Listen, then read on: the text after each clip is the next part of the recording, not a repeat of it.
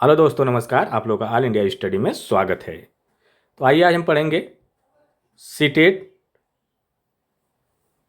Primary level और junior level दोनों के लिए है मैथ पेडागोजी।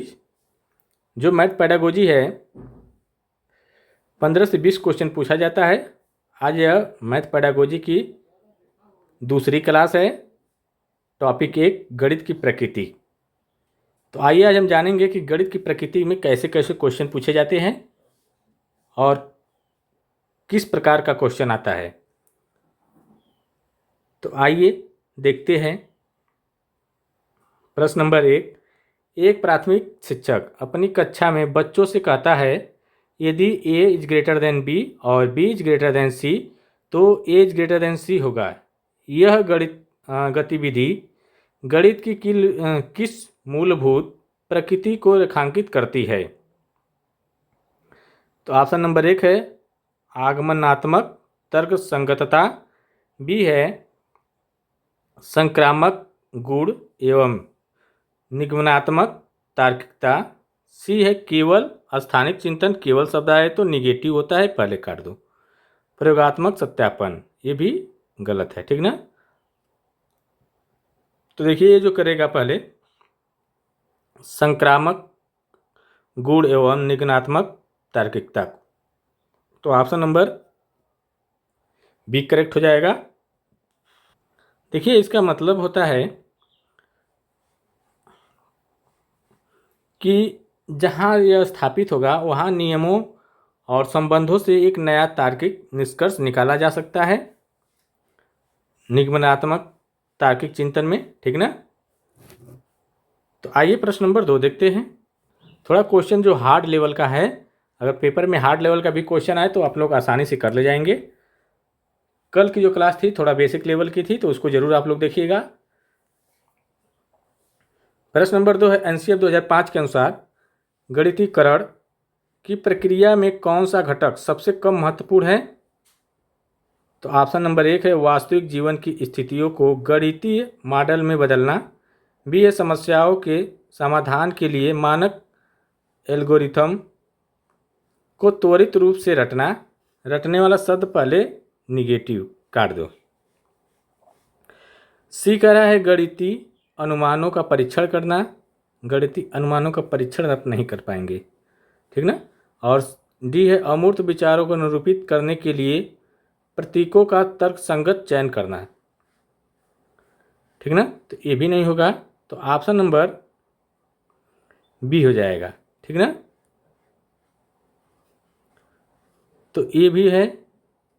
यहाँ पर देखिए नहीं, कम का मतलब होता है नहीं के बराबर, ठीक ना। तो यही वाला जो पहला वाला दूसरा वाला जो बताए थे गलत, ठीक ना। तो यही गलत है, रटना वाला ही गलत है, तो ये कम है, तो ये ऑप्शन नंबर बी करेक्ट हो जाएगा सीधे सीधे, ठीक ना। क्योंकि कम का मतलब होता है गलत के लगभग में, ठीक ना। तो ये वाला हम काटे हैं तो ये गलत है, रटना एकदम गलत होता है, तो अर्थात ये ऑप्शन सही हो जाएगा। यहाँ पर कम की बात कर रहा है, ठीक ना। प्रश्न नंबर 4 देखेंगे, 3 देखेंगे। प्रश्न नंबर 3 है गणित की अमूर्त प्रकृति के संबंध में निम्नलिखित कथनों पर विचार कीजिए। तो ऑप्शन नंबर पहला है गणित में अमूर्त अवधारणाओं को समझने के लिए केवल निगमनात्मक तर्क ही उपयोगी है। तो देखिए सिर्फ केवल निगमनात्मक तर्क नहीं होगा, तो इसलिए गलत है, ठीक ना। केवल शब्द आ गया तो निगेटिव है, तो पहले गलत हो जाएगा, ठीक ना। यहाँ से याद रखिएगा। दूसरा है गणितीय अमूर्तता की विशेषता यह है कि एक अमूर्त विचार से दूसरे अमूर्त विचार की ओर पदानुक्रमित रूप से निर्मित होती है, ये बात ठीक है। तीसरा है प्राथमिक स्तर पर अमूर्तता को पूरी तरह समाप्त कर देना चाहिए, ये ऐसा नहीं है। क्यों भाई समाप्त कर देंगे, समाप्त पूरा नहीं कर सकते, ठीक ना। तो इसलिए गलत है, तो ऑप्शन नंबर दूसरा सही है। तो आइए देखते हैं उपरोक्त में से कौन सा सही होगा। उपरोक्त में से सही कथन तो बी वाला सही है, दूसरा, तो ऑप्शन नंबर बी करेक्ट हो जाएगा इसका। आइए प्रश्न नंबर अगला देखते हैं। प्रश्न नंबर 4 है निम्नलिखित में से कौन सा कथन गणित के अनुमान की प्रवृत्ति को सर्वोत्तम रूप से वर्णित करता है। तो देखिए ऑप्शन नंबर 1 है यह एक ऐसा कथन है जो पहले से ही पूर्णतः सिद्ध हो चुका है। ऐसी कोई बात नहीं है। बी वाला, यह एक ऐसा तार्किक प्रस्ताव धारणा है जो प्रेक्षणों पर आधारित है, लेकिन इसे अभी औपचारिक रूप से सिद्ध करना बाकी है। ये बात ठीक है, ठीक ना। अनुमान जो लगाया जाता है, तो अनुमान तो लगा लेंगे ना, लेकिन अभी उसको सिद्ध करना है ना। मान लीजिए हमको कि 10 + 5 15 होता है, अब उसको सिद्ध करके लगा कर दिखाइए 15, ठीक ना। तो ऑप्शन नंबर बी करेक्ट हो जाएगा इसका। आइए प्रश्न नंबर अगला देखते हैं। प्रश्न नंबर 5 है, गणित में सत्यता का परीक्षण केवल प्रयोगों द्वारा नहीं बल्कि तार्किक उत्पत्ति द्वारा होता है। यह कथन दर्शाता है कि गणित एक प्रयोगात्मक विज्ञान है। बी कह रहा है यह एक आगमनात्मक प्रणाली है जो केवल आंकड़ों पर निर्भर करती है। तो केवल शब्द आएगा तो पहले काट दो, ऑप्शन 3 बच जाएगा, आसानी होगी। और सी वाला कह रहा है एक स्वयं सिद्ध और निगमनात्मक प्रणाली है। ठीक है, स्वयं सिद्ध करने की बात कर रहा है, ठीक ना। क्या होता है, स्वयं सिद्ध किया जाता है तार्किक उत्पत्ति द्वारा, ठीक ना। तो ऑप्शन नंबर सी करेक्ट हो जाएगा। आइए प्रश्न नंबर अगला देखते हैं। कक्षा 4 की एक शिक्षिका अपने छात्रों से पूछती है, क्या सभी सम संख्याएं अभाज्य होती है? भाज्य होती है। यह प्रश्न मुख्य रूप से किस कौशल का परीक्षण करने के लिए डिजाइन किया गया है? कह रहा है कि कक्षा 4 की एक शिक्षिका है, वह ये पूछ रही है कि क्या सभी सम संख्याएं भाज्य होती है। तो यह प्रश्न मुख्य रूप से किस कौशल परीक्षण के लिए डिजाइन किया गया है? केवल याददाश्त और परीक्षण क्षमता, परिभाषा क्षमता, ये तो होगा नहीं। अपवाद खोजने और गणितीय कथन को परखने का कौशल, ठीक है। संख्याओं को तेजी से विभाजित करने की गति नहीं। सम और विषम संख्या केवल पहचान नहीं। देखिए, अपवाद और खोजने और गणितीय कथन को परखने का कौशल है, ठीक ना। तो ऑप्शन नंबर बी करेक्ट हो जाएगा इसका। आइए प्रश्न नंबर, देखिए सम संख्या सब अभाज्य नहीं होती है, सब भाज्य नहीं होती है। दो क्या है, दो अभाज्य संख्या है, सम अभाज्य संख्या है, ठीक ना। यहाँ पर पूछ रहा है से भाज्य, तो दो सम अभाज्य संख्या है, सम भी है अभाज्य भी है। आइए प्रश्न नंबर अगला देखते हैं। एनसीएफ 2005 के अनुसार गणित की लंबी आकृति का क्या अर्थ है और यह कैसे हानिकारक है? तो ऑप्शन नंबर 1 है गणित की पुस्तकों का बहुत मोटा और लंबा होना। बी है एक अवधारणा का दूसरी अवधारणा पर इस तरह निर्भर होना कि यदि आधारभूत अवधारणा न समझ आए तो अगली अवधारणा समझ नहीं आती है। तो ये बात ठीक है, अगर पहली अवधारणा नहीं समझ में आएगी तो दूसरी एकदम 100% नहीं आएगी, ये हानिकारक होता है, ठीक ना। टालशिप, ठीक ना, इसका मतलब होता है। आइए प्रश्न नंबर अगला देखते हैं। प्रश्न नंबर 8 है, गणितीय कथनों में यदि और केवल यदि का प्रयोग क्या दर्शाता है?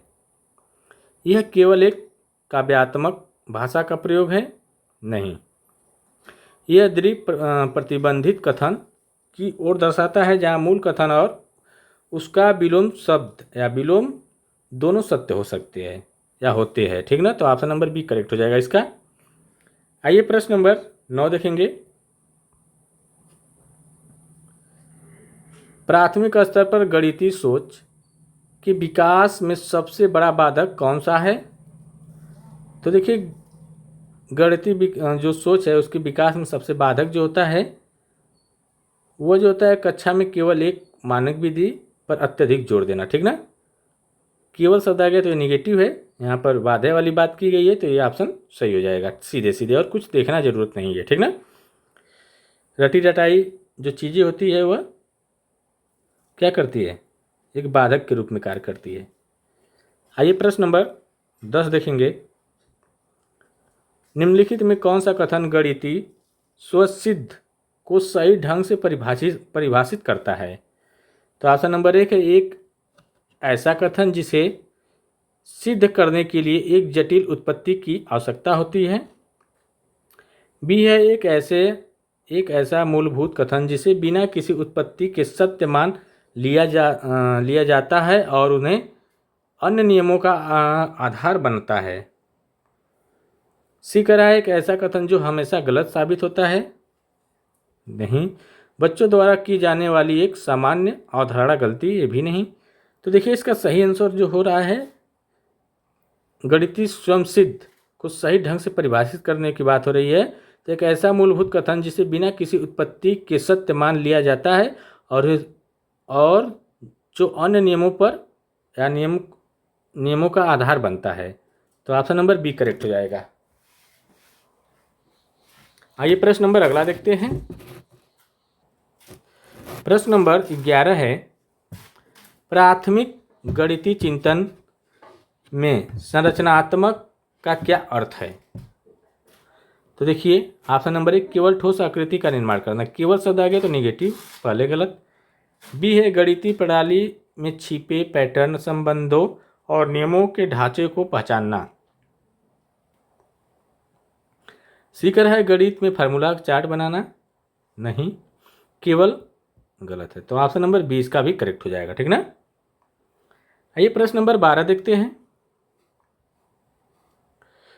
गणित में कोई भी ज्ञान निरपेक्ष या अंतिम नहीं होता, बल्कि वह निरंतर संशोधन के लिए खुला रहता है। यह कथन गणित के किस दार्शनिक दृष्टिकोण का समर्थन करता है? कट्टरवादी दृष्टिकोण, सामाजिक रचनावादी दृष्टिकोण, यांत्रिक व्यवहार और निरंकुशतावाद, ठीक ना। तो ये देखिए जो करता है सामाजिक रचनावादी दृष्टिकोण को, ठीक ना। तो इसका सही जवाब हो जाएगा ऑप्शन नंबर बी हो जाएगा। आइए प्रश्न नंबर 13 देखते हैं। गणितीय भाषा में अति सटीकता का क्या अर्थ है? तो ऑप्शन नंबर 1 है केवल बहुत बड़े उत्तर लिखना, गलत। प्रत्येक गणितीय शब्द, प्रतीक और संचालन की एक स्पष्ट, असंदिग्ध और विशिष्ट परिभाषा होना। और सी है बिना सोचे समझे तेजी से गणना करना। और डी है केवल अंग्रेजी भाषा का प्रयोग करना। तो अंग्रेजी भाषा और बिना सोचे समझे गणना करेंगे तो गलत हो जाएगा। तो प्रत्येक गणितीय शब्द, प्रतीक और संरचना या संचालन की एक स्पष्ट, असंदिग्ध और विशिष्ट परिभाषा होना, ठीक ना। तो ऑप्शन नंबर बी करेक्ट हो जाएगा। प्रश्न नंबर 14 देखेंगे। एक शिक्षक अपनी कक्षा में मापन पढ़ाते समय बच्चों को अलग अलग लंबाई की तीलियां देता है और उन्हें बिना स्केल के व्यवस्थित करने को कहता है। शिक्षक किस तार्किक क्षमता का विकास कर रहा है? केवल संख्यात्मक मान याद करना, तो एकदम केवल शब्द आ गया, याद करना भी निगेटिव। क्रमीकरण और संक्रामकता, ठीक है। केवल अभिन्यास, तो ये गलत। बीजगणितीय निरूपण नहीं। तो क्रमीकरण और संक्रामकता का, ठीक ना। आइए प्रश्न नंबर अगला देखते हैं। गणितीय निरूपण के संदर्भ में कौन सा कथन गलत है? तो ऑप्शन नंबर 1 है यह विचारों को व्यक्त करने के लिए चित्रों, आरेखों, प्रतीकों और संकेतों का प्रयोग है।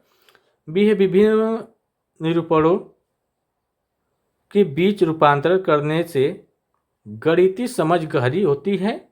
सी है निरूपण केवल उच्च कक्षाओं में उपयोगी है, प्राथमिक स्तर पर नहीं। और डी है यह अमूर्त विचारों को दृश्यमान और समझने योग्य बनाता है। तो इसका सही जवाब क्या हो जाएगा? करें कौन सा कथन गलत है? गलत है तो केवल शब्द देखिए यहाँ पर आ गया, तो यही अर्थात गलत है, ठीक ना। आइए प्रश्न नंबर अगला देखते हैं। ELPS experience language picture symbol model को लागू करते समय एक शिक्षक सबसे बड़ी गलती क्या करता है? तो ऑप्शन नंबर है ठोस वस्तुओं के साथ पर्याप्त समय बिताना। ये तो नहीं, ऐसी बात नहीं है। बी चित्र बनाने से पहले ही सीधे प्रतीकों और सूत्रों को प्रस्तुत कर देता है। ये बात गलत है, ठीक ना। ये बात बिल्कुल गलती यही करता है कि अभी चित्र नहीं बनाया, उसके पहले सूत्र और प्रतीक को बता दिया, ठीक ना। आइए प्रश्न नंबर 17 देखते हैं। एक बच्चा वैन हीले के ज्यामितीय चिंतन के किस स्तर पर है? यदि वह कहता है एक वर्ग भी एक आयत है क्योंकि यह आयत के सभी गुण, चार भुजाएं, सभी कोण को संतुष्ट करता है। तो देखिए ऑप्शन नंबर 1 है स्तर 0 दृश्यांक, बी है स्तर 1 विश्लेषण, सी है अनौपचारिक निगमन स्तर 2 और डी है स्तर 3 है औपचारिक निगमन। तो देखिए वैन हीले की अर्थात बच्चा आकृति के बीच अंतर संबंधों को समझने लगता है और यह स्वीकार कर पाता है कि यह एक वर्ग एक आयत के विशेष प्रकार की विशेषता है इसमें, ठीक ना। तो यह स्तर 2 में होता है। तो स्तर 2 जो होता है अनौपचारिक निगमन, ठीक ना। तो ऑप्शन नंबर सी करेक्ट हो जाएगा इसका। प्रश्न नंबर 18 देखेंगे। देखिए वीडियो अच्छी लग रही हो तो चैनल को आप लोग लाइक शेयर सब्सक्राइब करिए। डेली आपको मैथ पेडागोजी का क्लास मिलेगी टॉपिक वाइज, तो आप लोग वीडियो को अंत तक जरूर देखा करिए। वैन हीले के अनुसार स्तर 1 विश्लेषण एनालिसिस की मुख्य विशेषता क्या है? तो ऑप्शन नंबर 1 आकृतियों को केवल उनके समग्र रूप से पहचानना, केवल शब्द आ गया तो यहाँ से भी निगेटिव हो जाएगा। आकृतियों को उनके गुणों के आधार पर वर्गीकृत करना, लेकिन गुणों के बीच संबंध न समझ पाना। ये बात ठीक है, गुणों के बीच संबंध तो नहीं समझ सकता है लेकिन अलग अलग कर सकता है बच्चा, ठीक ना, स्तर 1 में। आइए प्रश्न नंबर 19 देखते हैं। आगमन विधि की सीमाओं के बारे में कौन सा कथन सत्य है? ऑप्शन नंबर ए अत्यंत समय लेने वाली विधि है, ठीक बात है, लेती है क्योंकि उदाहरण के बाद नियम बताया जाता है ना, तो ठीक है, ये बात ठीक है, बिल्कुल ठीक है। दूसरा ये खोजे गए नियमों की पूर्णतः सत्यता की गारंटी नहीं देती जब तक कि उसका निगमनात्मक सत्यापन न हो, ये बात तो बिल्कुल गलत है। तीसरा है यह प्राथमिक स्तर के बच्चों में निराशा पैदा करती है, जब बड़ा रहेगा तो निराशा होगी ना।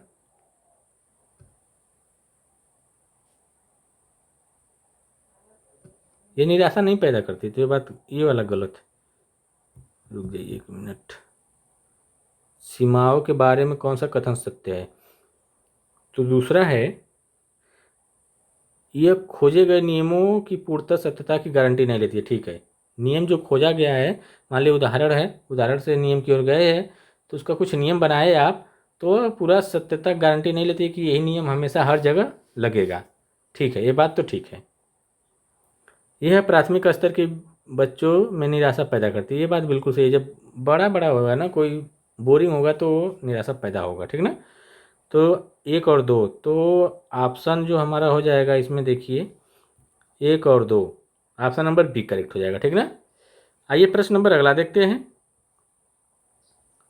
विश्लेषण विधि की कार्यप्रणाली क्या है? ज्ञात से अज्ञात की ओर जाना, अज्ञात से ज्ञात की ओर जाना और समस्या को खंडित करना। जो एनालिसिस करते हैं ना, पहले अज्ञात चीज़ों को से ज्ञात की ओर जाते हैं, फिर जो समस्या से विश्लेषण में एनालिसिस मतलब खंडित करते हैं, छोटे छोटे भागों में तोड़ करके उसको हल करते हैं, ठीक ना। तो ऑप्शन नंबर बी यहाँ पर करेक्ट हो जाएगा इसका। प्रश्न नंबर 21 देखेंगे। संश्लेषण विधि को बहुधा कक्षाओं में प्राथमिकता क्यों दी जाती है, यद्यपि यह कम खोजपरक है? ऑप्शन नंबर 1 है क्योंकि यह बच्चों को मौलिकता विकसित करती है, बी है क्योंकि यह संक्षिप्त, सुंदर, तर्कसंगत और समय की बचत करने वाली होती है, जो संश्लेषण विधि होती है, ठीक ना, कम समय में हल करने की बात करती है, सुंदर होती है, ठीक ना, तर्कसंगत भी होती है। आइए प्रश्न नंबर 22 देखते हैं। एक शिक्षक कक्षा में 3 ब्लॉक्स का उपयोग कर रहा है, वह 24 + 38 का योग सिखाते समय 10 छोटी इकाइयों को एक लंबी दहाई की छड़ से बदलता है। वह गणित वह किस गणितीय अवधारणा का निर्माण कर रहा है? केवल गिनती की, तो ये बात तो गलत है। तुल्यता एवं पुनर्समूहन का, ये बात ठीक है। तुल्यता और पुनर्समूहन का कर रहा है, ठीक ना, तुलना भी कर रहा है, ठीक ना। 10 इकाई बराबर 1 दहाई को दर्शा रहा है, ये तुल्यता हो गई, ठीक ना। और आगे जब उसको ले जा रहा है जोड़ने के लिए तो वह पुनर्समूहन हो गया। आइए प्रश्न नंबर 23 देखेंगे। प्रश्न नंबर 23 है, प्राथमिक स्तर पर जियो बोर्ड का प्रयोग करते समय निम्नलिखित में से कौन सी अवधारणा नहीं दिखाई जा सकती? परिमाप, 2D आकृतियों के क्षेत्रफल की तुलना, ठीक ना। परिमाप तो दिखाया जाता है 2D में, जियो बोर्ड में, ठीक ना। ऐसे ऐसे कीली लगी होती है, तो मान लीजिए कीली लगी होती है, ऐसे रबड़ से जोड़ते हैं तो दिखा रहा है ना, ठीक ना। परिमाप भी दिखा है, 2D आकृति का क्षेत्रफल की तुलना भी कर सकते हैं, ठीक। और त्रिविमीय आकृतियों की आयतन, यहाँ 3D की बातें नहीं होगी, ठीक ना। जियो बोर्ड में 3D नहीं होता है, तो ऑप्शन नंबर सी करेक्ट हो जाएगा, यहाँ नहीं पूछा है क्वेश्चन। आइए प्रश्न नंबर अगला देखते हैं। कक्षा में गणितीय खेल और पहेलियों का समावेश करने का सबसे वैज्ञानिक उपकरण या वैज्ञानिक कारण क्या है? तो ऑप्शन नंबर 1 है पाठ्यक्रम पूरा होने के बाद बचे समय को व्यस्त रखना। बी है गणित के प्रति भय को कम करना और कार्यकारी स्मृति को मजबूत करना।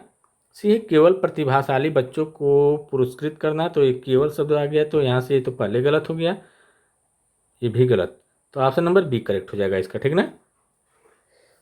गणित के प्रति भय को कम करना और कार्यकारी स्मृति को मजबूत करना। आइए प्रश्न नंबर अगला देखते हैं। कक्षा 3 की एक शिक्षिका बच्चों को भिन्न की अवधारणा देने के लिए नीचे दी गई 3 गतिविधियों को किस क्रम में आयोजित करेगी? ऑप्शन नंबर 1 है बोर्ड पर 1/2 और 1/4 का प्रतीक लिखना, क्रम पूछ रहा है, ठीक ना। बी है वृत्ताकार और आयताकार कागज के टुकड़ों को मोड़कर आधा और चौथाई दिखाना, ठीक है, पहला नंबर तो ये करेगी। कागज के टुकड़े को तोड़ के मोड़ेगी तो एक बार आधा और चौथाई दिखाएगी, ये बात तो पहले नंबर पे ही करेगी। मान लो मोड़ेगी फिर उसको आधा करेगी तो कहेगी 1 का आधा है 1/2 लिख सकते हैं, और 4 भाग करेगी तो 1/4 बता, ठीक ना, दिखा करके। फिर उसके बाद आधे और चौथाई को दर्शाने वाले चित्रों का उपयोग करेगी, ये पहले नंबर पर करेगी, या फिर आधा और जो दर्शाया गया है उसको दूसरे नंबर पर करेगी, ठीक ना, और यह तीसरे नंबर पर करेगी। तो 2 3 1 2 3 1 कहाँ है इसमें देखते हैं, 2 3 1 कहाँ है, तो ऑप्शन नंबर बी में 2 3 1, ठीक ना। आइए प्रश्न नंबर अगला देखते हैं। अंक गणित से बीज गणित में संक्रमण बच्चों के लिए कठिन क्यों होता है? ऑप्शन नंबर 1 है क्योंकि अंक गणित में चर होते हैं और बीज गणित में केवल संख्याएं होती है। बी है क्योंकि अंक गणित में बराबर चिन्ह का प्रयोग उत्तर प्राप्त करने के लिए होता है, जबकि बीजगणित में यह तुल्यता संतुलन दर्शाता है, ये बात ठीक है, ठीक ना। तो ऑप्शन नंबर बी करेक्ट हो जाएगा और आगे देखने की जरूरत ही नहीं है। यहाँ पर दोनों शब्द में नहीं लिखा है तो ये पहले ही गलत हो गया, ठीक ना। प्रश्न नंबर अगला देखेंगे। बहुत गर्मी हो रही है, बहुत तेज। गणितीय समस्या समाधान में प्रयास एवं त्रुटि विधि के संबंध में कौन सा कथन सही है? तो ऑप्शन नंबर ए है पूरी तरह से अमान्य और गैर वैज्ञानिक विधि। बी है यह अनियंत्रित प्रयास हो सकता है, लेकिन यह बच्चों में पैटर्न की खोज और व्यवस्थित अन्वेषण का पहला चरण है, तो ये बात ठीक है, ठीक ना। आइए प्रश्न नंबर 28 देखते हैं। डार्ट पेपर का उपयोग करके एक शिक्षक बच्चों को a+b का होल स्क्वायर या वर्ग के क्षेत्रफल की अवधारणा समझा रहा है, यह निरूपण विधि किस प्रकार की है? तो देखिए केवल शब्द है तो गलत हो गया, केवल ये भी गलत, ये भी गलत, दृश्य स्थानिक एवं ज्यामितीय निरूपण की बात कर रहा है, ठीक ना। आइए प्रश्न नंबर 29 देखते हैं। गणितीय संवाद को बढ़ावा देने के लिए शिक्षक को किस प्रकार के प्रश्नों का चयन करना चाहिए। केवल शब्द आ गया पहले वाले में, तो पहला गलत, केवल ये भी गलत। सी वाला है ऐसे प्रश्नों जो बच्चों को अपने तर्कों का औचित्य सिद्ध करने और दूसरों के विचारों का विश्लेषण करने के लिए बाध्य करे। ये बात ठीक है, ठीक ना। एक केवल शब्द भी आ गया, अभी गलत, ठीक ना। आइए प्रश्न नंबर 30 देखते हैं। जब कोई छात्र यह दावा करता है कि किसी संख्या में 10 से गुणा करने पर अंत में हमेशा एक शून्य जुड़ जाता है, तो शिक्षक को उसे किस प्रकार की स्थिति प्रदान करनी चाहिए। तो देखिए दशमलव संख्याओं जैसे 1.5 गुणे 10 करते हैं तो 15 से संबंधित एक काउंटर एग्जाम्पल देना चाहिए, ठीक है, ये बात देना चाहिए, ठीक ना। मतलब 1.5 में अगर 10 से गुणा कर रहे हैं तो 15 आ रहा है, तो कहाँ इसमें लास्ट में 0 जुड़ रहा है, नहीं जुड़ रहा है, तो वही ऐसे ही उसको उत्तर देकर समझाना चाहिए, ठीक ना। आइए अगला क्वेश्चन देख लेते हैं। क्वेश्चन नंबर 31 है, इसको आप लोग करके लाइएगा। एक छात्र दशमलव 0.50